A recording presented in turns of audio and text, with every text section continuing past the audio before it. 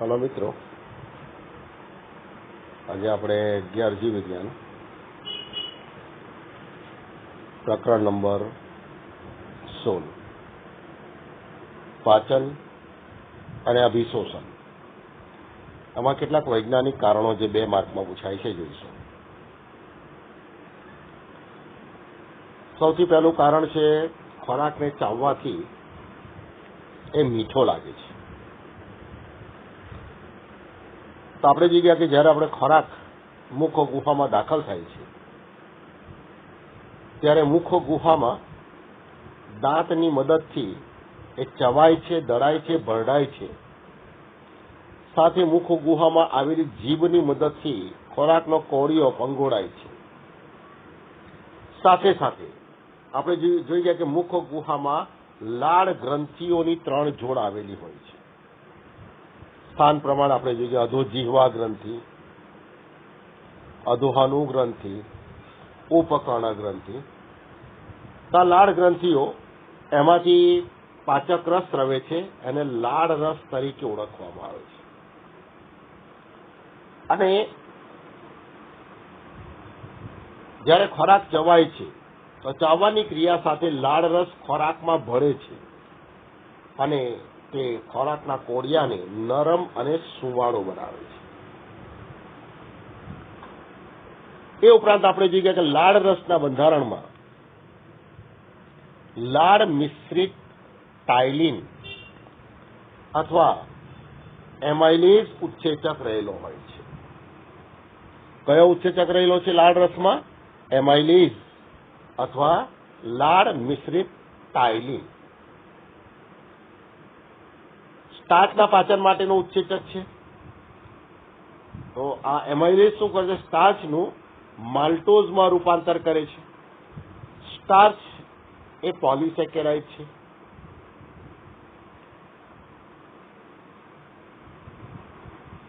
જ્યારે માલ્ટોઝ એ ડાયસેકેરાઇડ છે.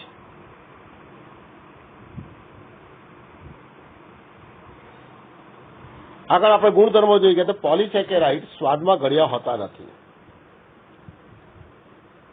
પણ જ્યારે એનું ડાયસેકેરાઇડમાં રૂપાંતર થાય છે, માલ્ટોઝમાં રૂપાંતર થાય તો ડાયસેકેરાઇડના ગુણધર્મો છે કે સ્વાદે ગળ્યા હોય છે. તો આ રીતે લાળ રસ એમાં રહેલા એમાઇલેઝ અથવા ટાઇલિનની મદદથી સ્ટાર્ચનું પાચન થાય, એનું માલ્ટોઝમાં રૂપાંતર થાય છે. અને માલ્ટોઝ એ શું છે? ડાયસેકેરાઇડ છે. અને ડાયસેકેરાઇડના ગુણધર્મોમાં જોઈ ગયા કે સ્વાદમાં કેવા હોય છે? ગળ્યા હોય છે. તો આ રીતે માલ્ટોઝ ડાયસેકેરાઇડ છે, એને કારણે ખોરાક ચાવવાથી મીઠો લાગે છે. તો આ પહેલું વૈજ્ઞાનિક કારણ થઈ ગયું, ખોરાકને ચાવવાથી મીઠો લાગે છે. બીજો એવું વૈજ્ઞાનિક કારણ જોઈએ, પિત્તરસમાં ઉત્સર્ગ દ્રવ્યો જોવા મળે છે. તો આપણે જોઈએ કે પિત્તરસ એનો સ્ત્રાવ યકૃતના કોષોમાંથી થાય છે.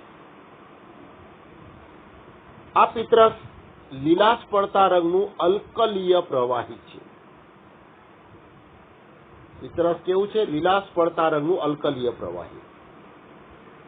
તેમાં રાસાયણિક પાચન માટેના કોઈ ઉત્સેચકો હોતા નથી. તો આપણે જોઈએ કે પિત્તરસના બંધારણમાં શું શું હોય છે? તો પિત્ત ક્ષારો હોય છે, પિત્ત રંજકો, અને પિત્ત રંજકો તરીકે આપણે જોઈ ગયા બિલીરુબિન, બિલીવર્ડિન. આ પિત્ત ક્ષારો અને આ જે પિત્ત રંજકો છે એ હિમોગ્લોબિનના વિઘટનથી ઉત્પન્ન થાય છે, જેનું ઉત્સર્જન યકૃત કરે છે. આ ઉપરાંત એમાં કોલેસ્ટેરોલ, ફોસ્ફોલિપિડ, કેલ્શિયમ વગેરે પણ હોય છે. તો આ રીતે યકૃત હિમોગ્લોબિનના વિઘટનને કારણે ઉત્પન્ન થતા દ્રવ્યો ઉત્સર્જિત કરે છે. એટલે આપણે કહી શકીએ કે પિત્ત રસમાં ઉત્સર્ગ દ્રવ્યો જોવા મળે છે. યકૃત જે દ્રવ્યોનું ઉત્સર્જન કરે છે, જેવા કે બિલીરુબિન, બિલીવર્ડિન, બરાબર છે, એ પિત્ત રસમાં હોય છે. એટલે કહી શકાય કે પિત્ત રસમાં ઉત્સર્ગ દ્રવ્યો જોવા મળે છે.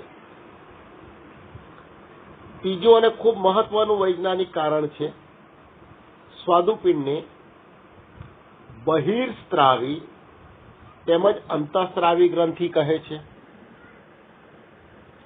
તો આપણે આગળ પણ જોઈ ગયા છે કે સ્વાદુપિંડ યકૃત જઠર અને પક્વાશય વચ્ચે બનતા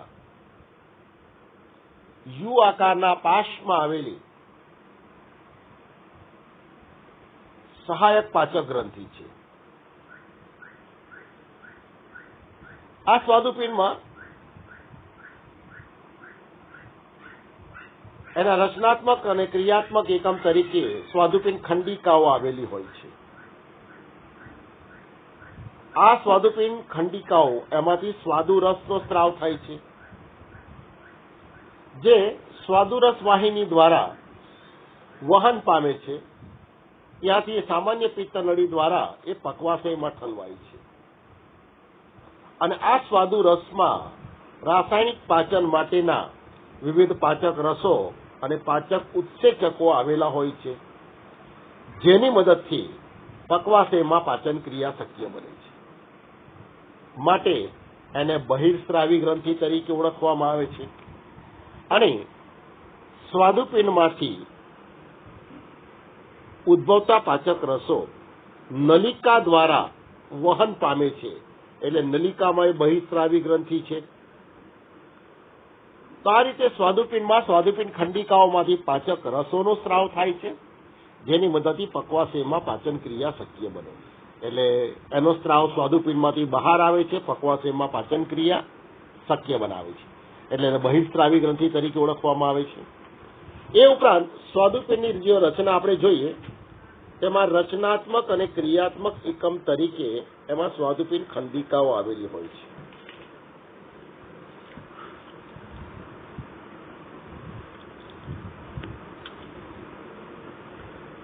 આ એક સ્વાદુપિંડ ખંડિકા બતાવી છે. આવી બીજી બતાવી આપણે.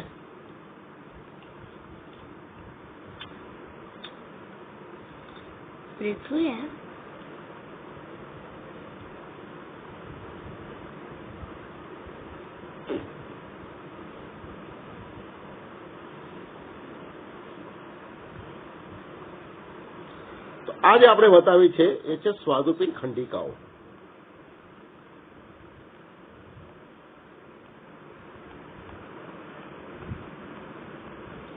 આ સ્વાદુપિંડ ખંડિકાઓ સંયોજક પેશી વડે ઘેરાયેલી હોય છે.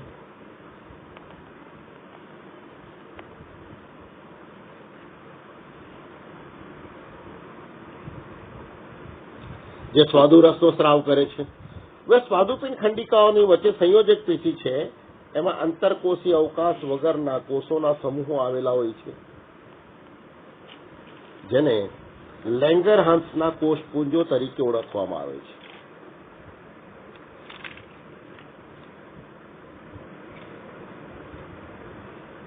જે એના અંતઃસ્રાવી એકમ છે. અને આ લેંગરહાન્સના કોષપુંજો જેમાંથી અંતઃસ્રાવો ઉત્પન્ન થાય છે અને એમાં ક્રિયાત્મક રીતે બે પ્રકારના કોષો જોવા મળે છે, આલ્ફા કોષો અને બીટા કોષો. એમાં બીટા કોષોમાંથી ઇન્સ્યુલિનનો સ્ત્રાવ થાય છે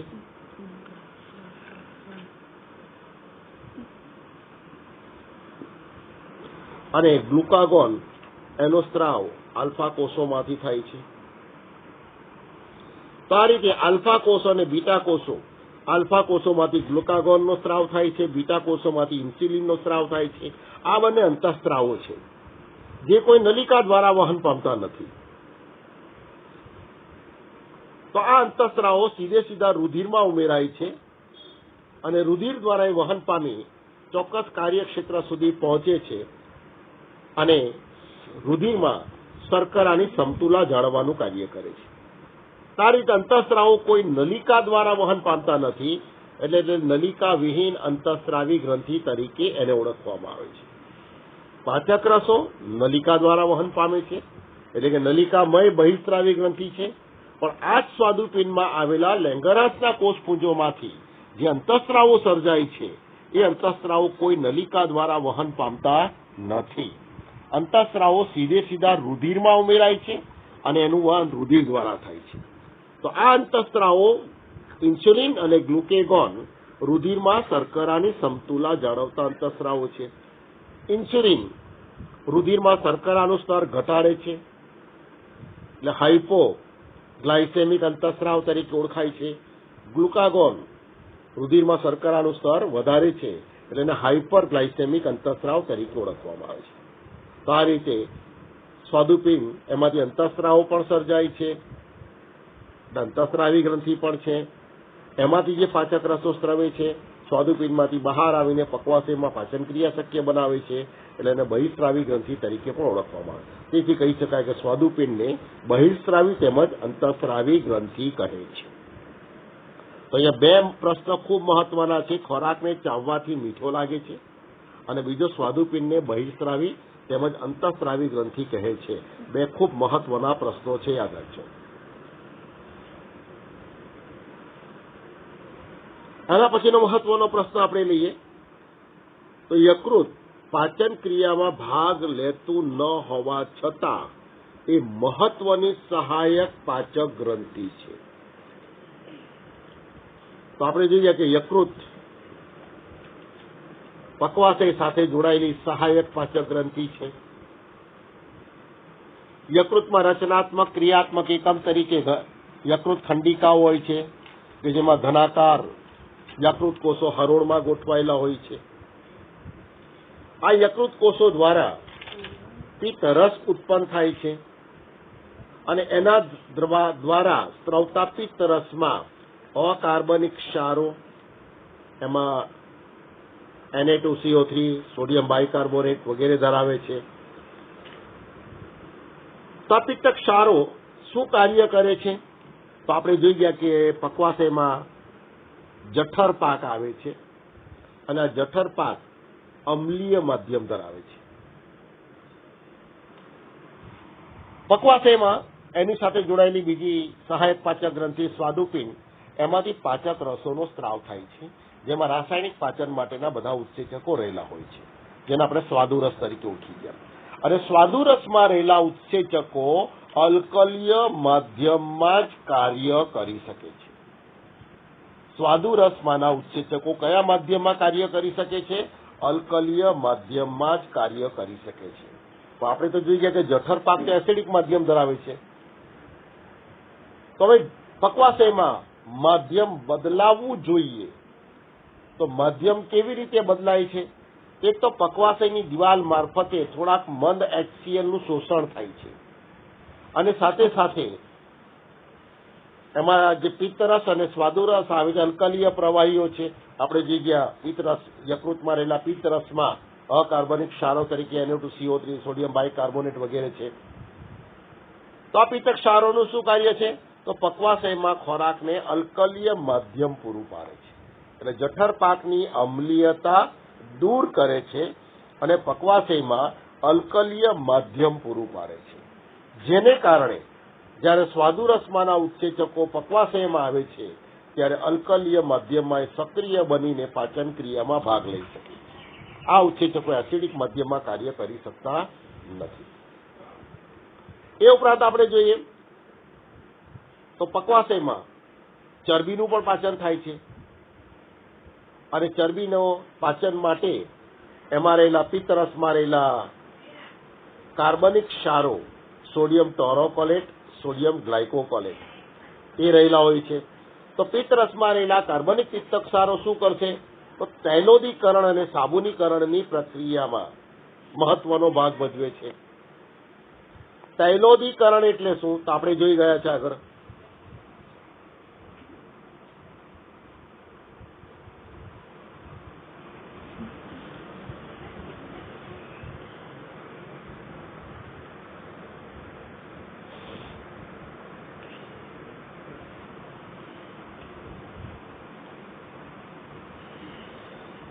તો પિત્તરસમાં રહેલા કાર્બનિક પિત્ત ક્ષારો છે એ ચરબીના મોટા ગોળકોનું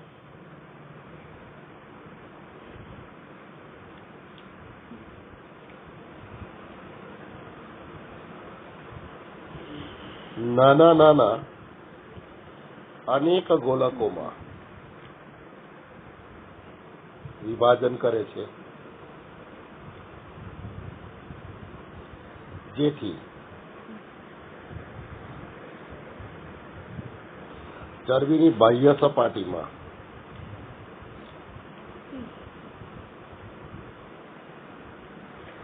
અનેક ગણો વધારો થાય છે.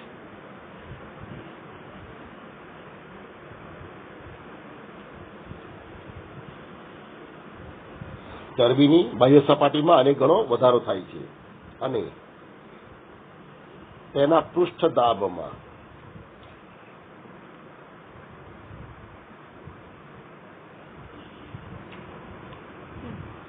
ઘટાડો થાય છે,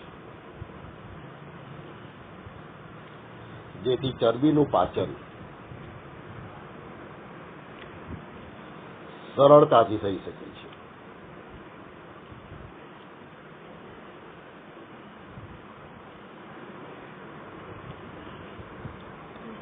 આ ક્રિયાને તૈલોદીકરણ કહે છે.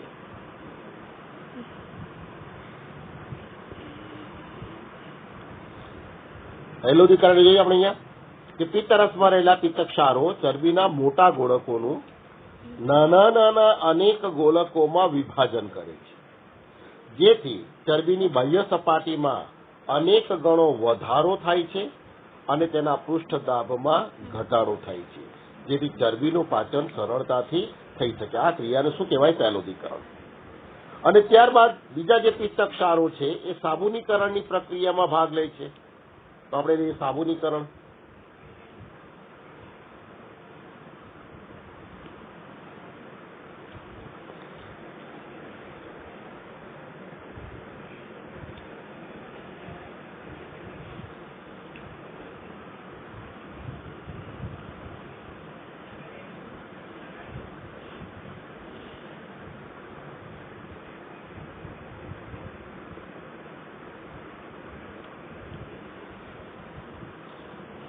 તો અન્ય પિત્તક્ષારો શું કરશે? ચરબીનું જે પાચન લાઇપેઝની મદદથી થાય છે. તો ચરબીના પાચન બરાબર છે, પિત્તક્ષારો પચેલી ચરબી સાથે પ્રક્રિયા કરે, તેને દ્રવણશીલ સાબુમાં ફેરવે છે.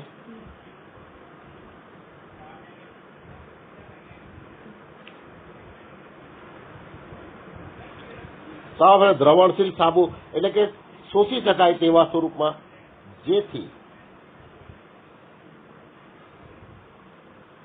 ચરબીનું શોષણ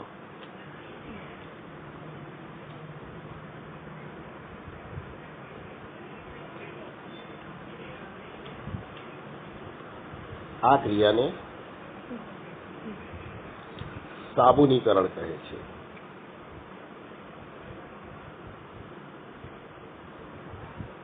એટલે સાબુનીકરણ એટલે પિત્તરસમાં રહેલા પિત્તક્ષારો પચેલી ચરબી સાથે પ્રક્રિયા કરે અને તેને દ્રવણશીલ સાબુમાં એટલે કે શોષી શકાય તેવા સ્વરૂપમાં ફેરવી નાખે, જેને કારણે ચરબીનું શોષણ સરળતાથી થઈ શકે છે. આ ક્રિયાને શું કહેવાય?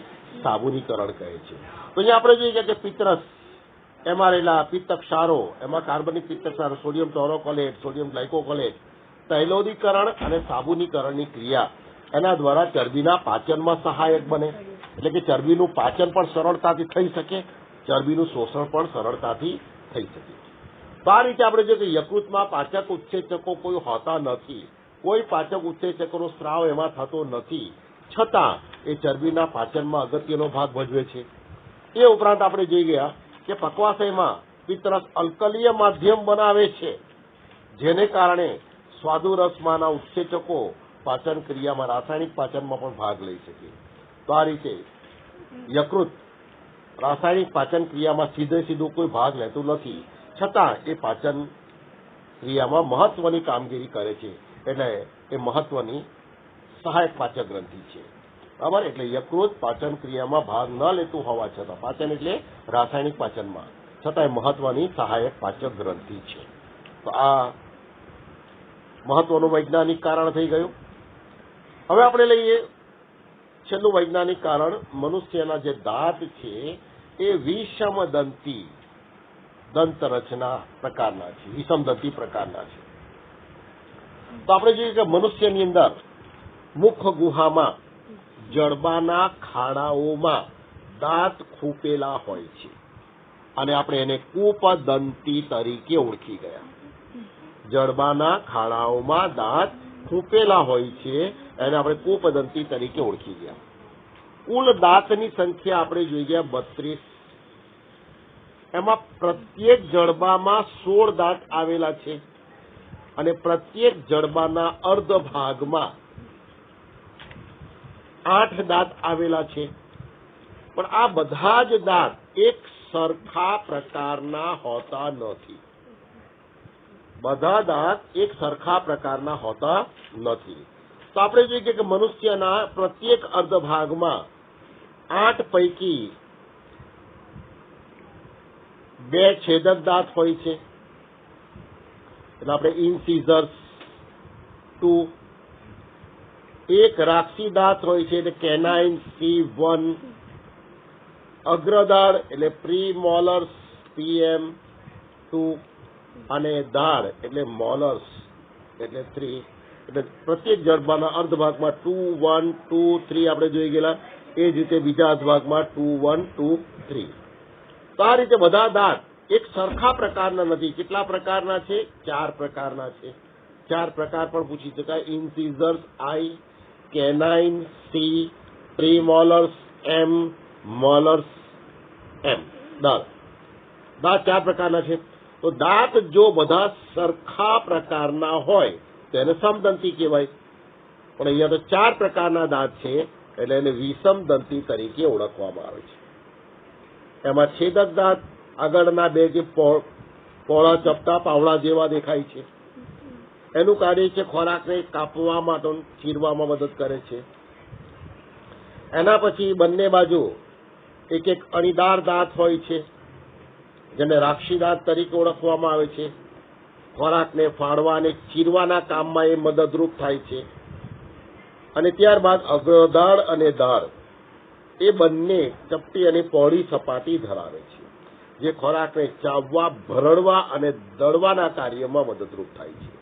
આ રીતે માનવીના જડબામાં બધા દાંત એક સરખા પ્રકારના હોતા નથી.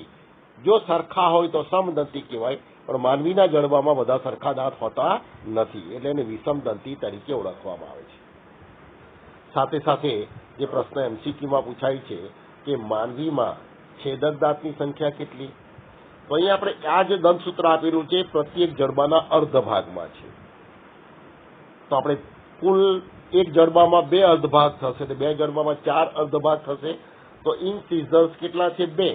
તો માનવીમાં કેટલા થશે? 4 અર્ધ ભાગ ગુણ્યા 4 કરો તો 8. ત્યારબાદ રાક્ષી દાંત કેનાઇન પ્રત્યેક જડબાના અર્ધ ભાગમાં 1 જ છે. માનવીમાં પૂછાય તો 4.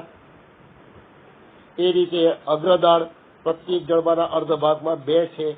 માનવીમાં પૂછાય તો 8. અને દાળ પ્રત્યેક જડબાના અર્ધ ભાગમાં 3 છે. માનવીમાં પૂછાય તો 12.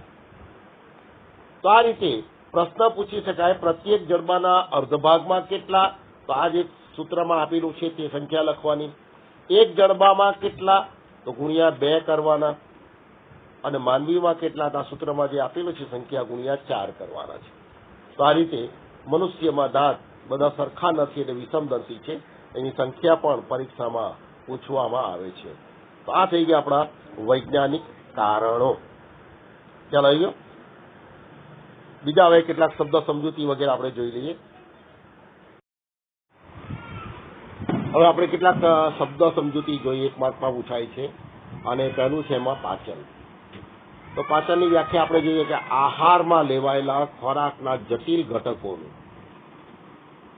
ઉત્સેચકોની મદદથી સરળ અને શોષી શકાય તેવા ઘટકોમાં રૂપાંતર કરવાની જૈવ રાસાયણિક પ્રક્રિયાને પાચન કહે છે.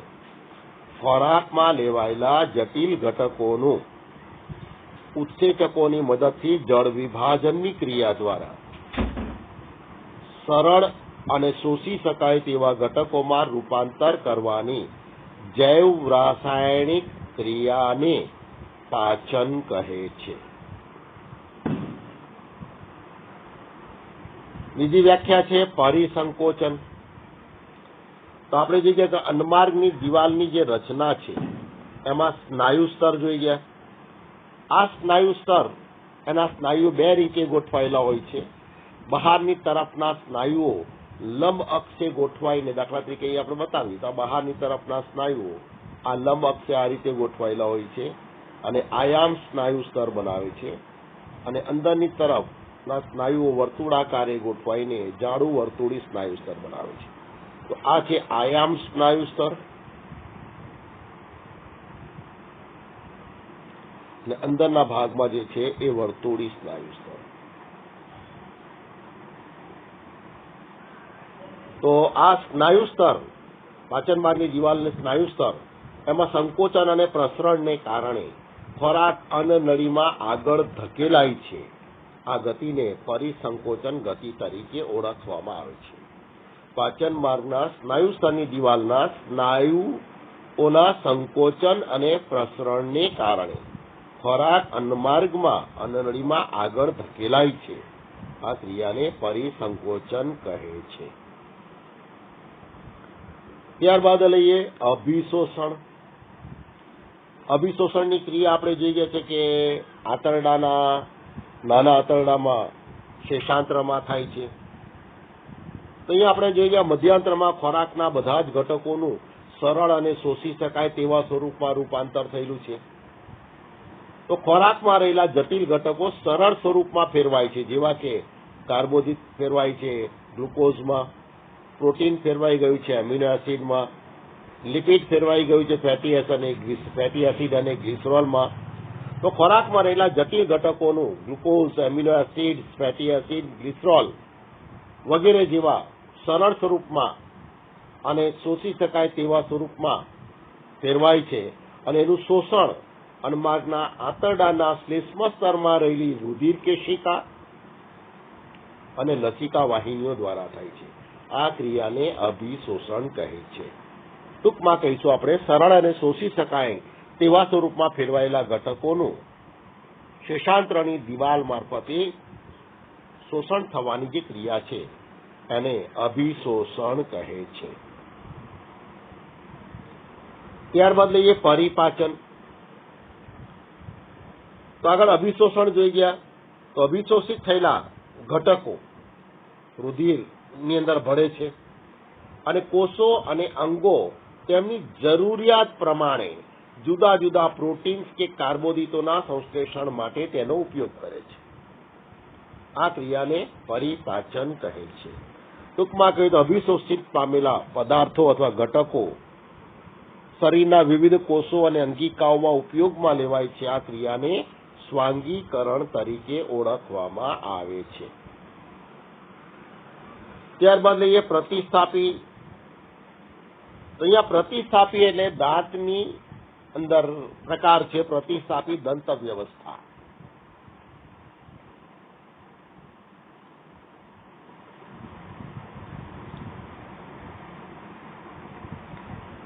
પ્રતિસ્થાપી દંત વ્યવસ્થા દાંતની રચના વખત આપણે જોઈ ગયા છીએ. તો આપણે જોઈ ગયા કે મનુષ્યમાં બે પ્રકારના દાંત હોય છે. એક શરૂઆતમાં જે શૈશવકાળમાં ઉગે છે એ દુધિયા દાંત તરીકે આપણે એને ઓળખી ગયા છે, અને દુધિયા દાંતની સંખ્યા પણ આપણે જોઈ ગયા 20 જેટલી. 5 થી 6 વર્ષના બાળકોમાં આ દુધિયા દાંત ક્રમશઃ પડી જાય છે અને તેનું સ્થાન કાયમી દાંત લે છે. આવી દંત વ્યવસ્થાને પ્રતિસ્થાપી દંત વ્યવસ્થા તરીકે ઓળખવામાં આવે છે. એટલે શૈશવકાળમાં ઉગતા દુધિયા દાંત 5 થી 6 વર્ષ સુધીમાં ક્રમશઃ પડી જાય છે અને એનું સ્થાન કાયમી દાંત લે છે. આવી દંત વ્યવસ્થાને પ્રતિસ્થાપી દંત વ્યવસ્થા તરીકે ઓળખવામાં આવે છે. અને અહીંયા સંખ્યા પણ યાદ રાખવાની છે. માનવીમાં દુધિયા દાંતની સંખ્યા 20 જેટલી છે. તો પ્રત્યેક જડબાના અર્ધભાગમાં કેટલા થશે? તો આપણે જોઈએ એક જડબાના 2 અર્ધભાગો છે, તો 2 જડબાના 4 થશે. તો અહીંયા પ્રત્યેક જડબાના અર્ધભાગમાં 5 દુધિયા દાંત હોય છે.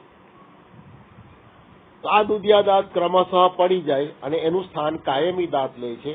આવી ગોઠવણીને દંત વ્યવસ્થાને પ્રતિસ્થાપી દંત વ્યવસ્થા તરીકે ઓળખવામાં આવે છે. અને દુધિયા દાંતની સંખ્યા 20 છે. આ 20 દાંત પડી જાય એનું સ્થાન પાછા 20 કાયમી દાંત લે છે. આના પરથી પ્રશ્ન પૂછાય છે, માનવીમાં 2 વખત ઉગતા દાંતની સંખ્યા કેટલી? તો એ પણ આવશે 20 જેટલી. 2 વખત ઉગતા દાંતની સંખ્યા 20 જેટલી છે. ત્યારબાદ જોઈએ કૂપદંતી. દાંત પરથી જ આ પ્રશ્ન પૂછાય છે.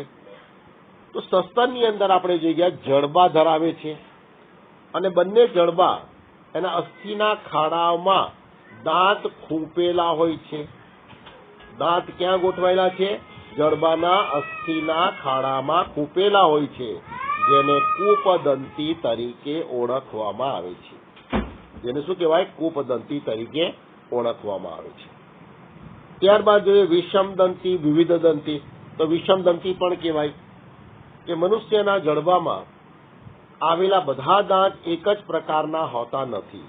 જો એક જ પ્રકારના હોય તો સમદંતી કહેવાય. આપણે આગળ જોઈ ગયા છે 4 પ્રકારના દાંત જોવા મળે છે. 4 પ્રકારના દાંત કયા? તો સૌથી આગળ છેદક દાંત, એની સંખ્યા જોઈ ગયા 2. પછી આવશે રાક્ષી દાંત, એની સંખ્યા જોઈ ગયા 1. પછી અગ્રદાળ અને દાળ 2, 1, 2, 3. આ નંબર 1 પહેલા છેદક આવશે, પછી રાક્ષી આવશે, પછી અગ્રદાળ આવશે અને પછી દાળ આવશે. નામ લઈએ તો આપણે I, C, PM અને M. ઇન્સિઝર્સ 2, કેનાઇન 1, PM 2 અને M 3. 2, 1, 2, 3. આ માનવીનું દંત સૂત્ર છે, યાદ રાખજો.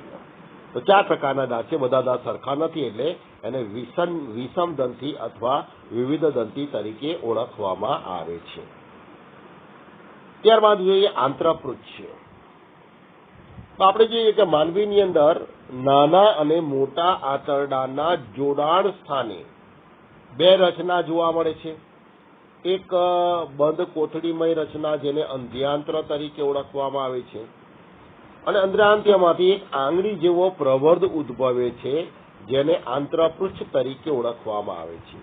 આંત્રપૃચ્છ એ માનવીમાં અવશિષ્ટ અંગ છે. તૃણાહારી પ્રાણીઓમાં હાલમાં પણ આંત્રપૃચ્છ સક્રિય છે અને એમાં સહજીવી જીવાણુ વસવાટ કરતા હોય છે. કારણ કે તૃણાહારી પ્રાણીઓનો ખોરાક એમાં સેલ્યુલોઝનું પ્રમાણ વધારે હોય છે અને સેલ્યુલોઝના પાચન માટેના ઉત્સેચક છે સેલ્યુલોઝ. તો આ અવશિષ્ટ અંગ જે આંત્રપૃચ્છ છે એ તૃણાહારીઓમાં સક્રિય છે અને એમાં જે બેક્ટેરિયા વસવાટ કરે છે, બેક્ટેરિયા સેલ્યુલોઝ ઉત્સેચક ધરાવે છે, જેની મદદથી સેલ્યુલોઝનું પાચન થાય છે. પણ માનવી તો ખોરાકને રાંધીને ખાય છે અને ખોરાકને રાંધીને ગરમ કરવામાં આવે ત્યારે સેલ્યુલોઝનું અન્ય કોઈ કાર્બોદિત પદાર્થમાં રૂપાંતર થઈ જાય છે.